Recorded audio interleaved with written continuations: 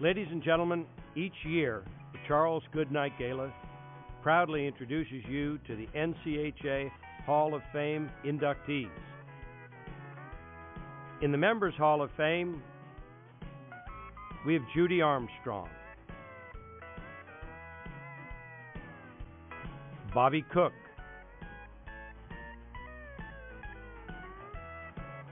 Carolyn Christ,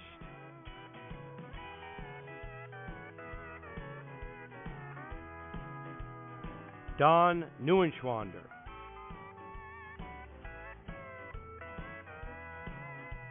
Dave Robeson,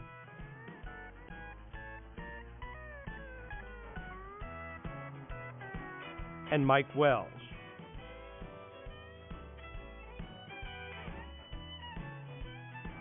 In the non-pro Hall of Fame, we have Michelle Anderson,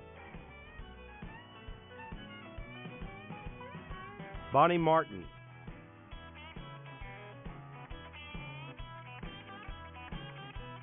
Megan Miller,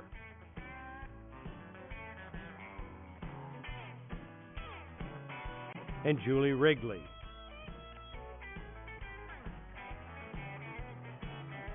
And in the Writers Hall of Fame, Mark Lavender, Mark Mills,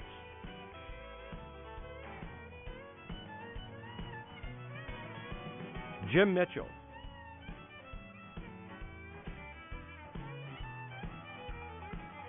Don Pooley,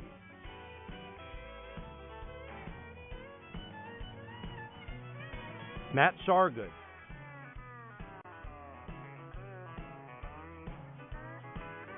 and Greg Smith.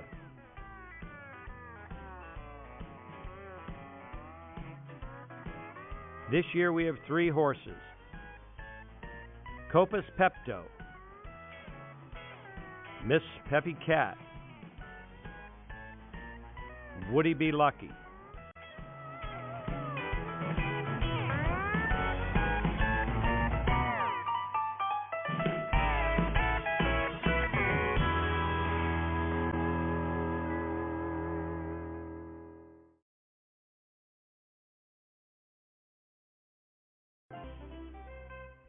It's now my pleasure to introduce you to the recipients of the 2010 Charles Goodnight Award, Pam and Billy Minick.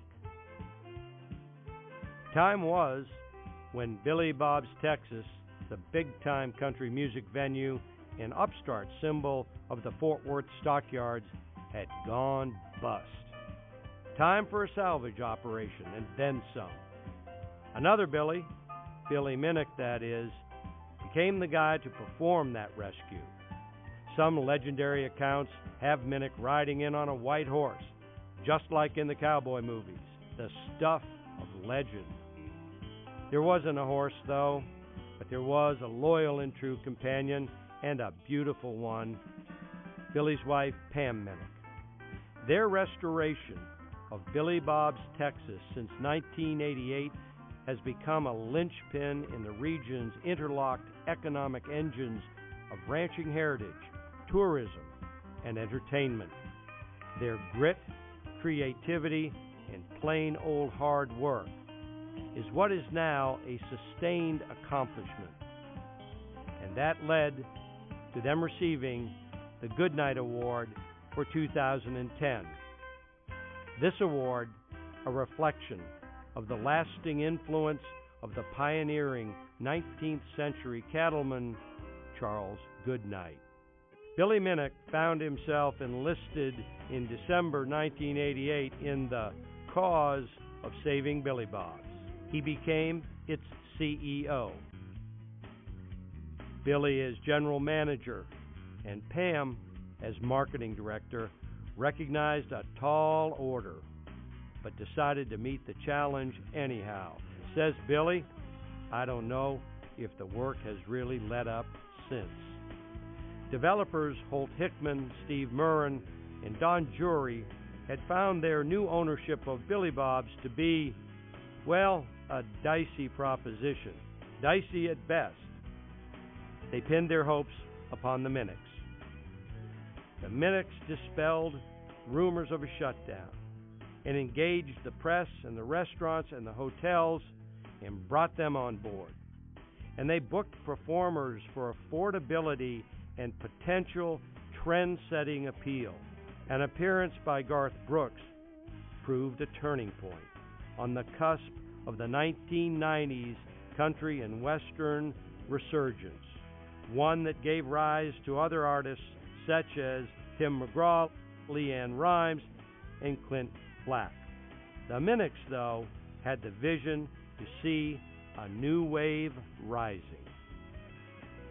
Don Jury speaks of trust. That's how Billy learned to do business. You just trust him. Pam and Billy Minick, masters of rodeo, bring a sense of the arena to Billy Bob's Texas. Their careers had helped to establish rodeo, a century tradition, as a seemingly new phenomenon for a mass media age. Their competitive spirit lent momentum to Billy Bob's Texas, given the Minicks' trust in the taste-changing abilities of such late 80s breakout artists Garth Brooks and George Strait.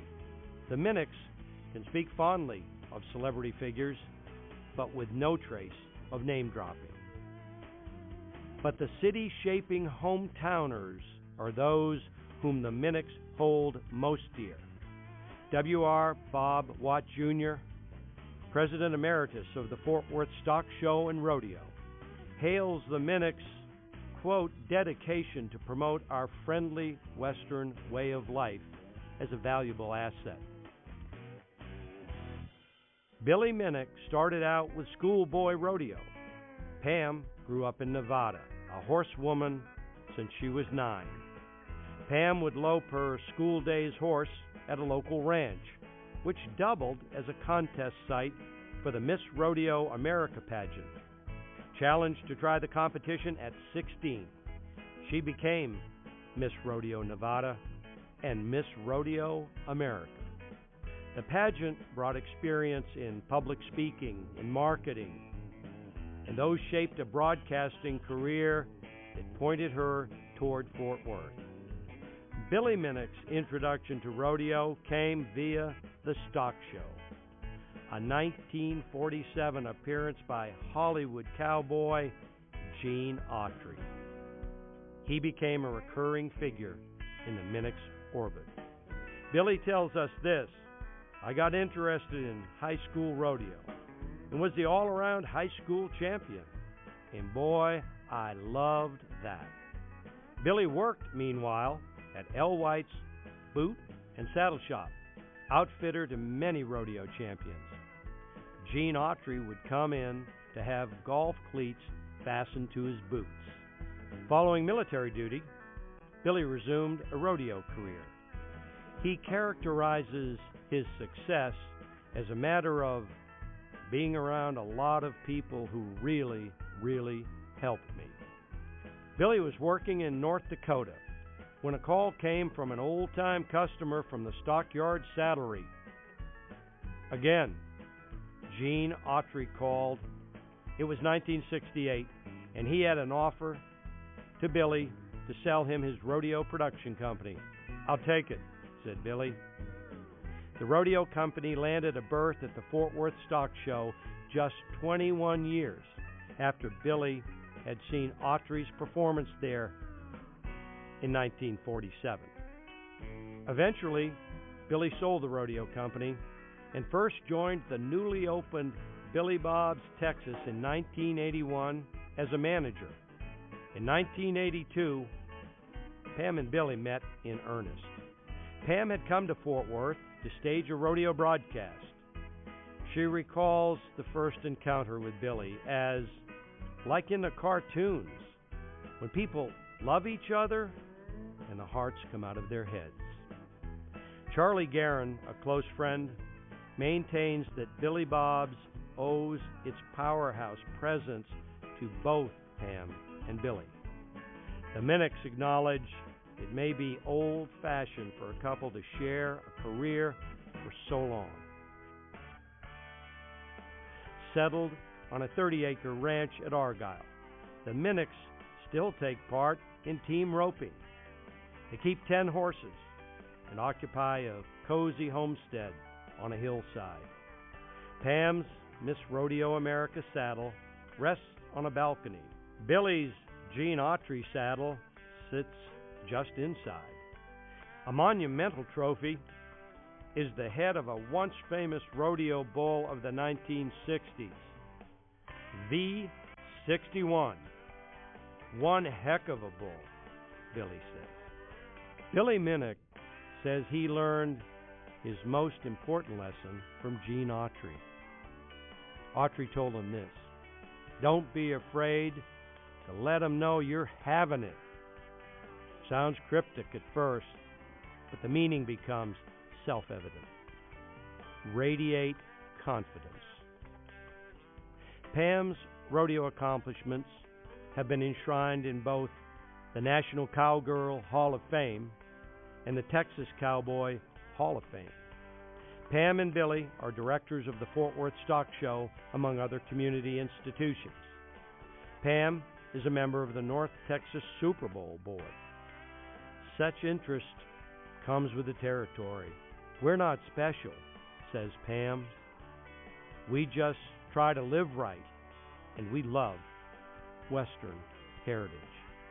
Ladies and gentlemen, please welcome the 2010 Charles Goodnight Award recipients, Pam and Billy Minick.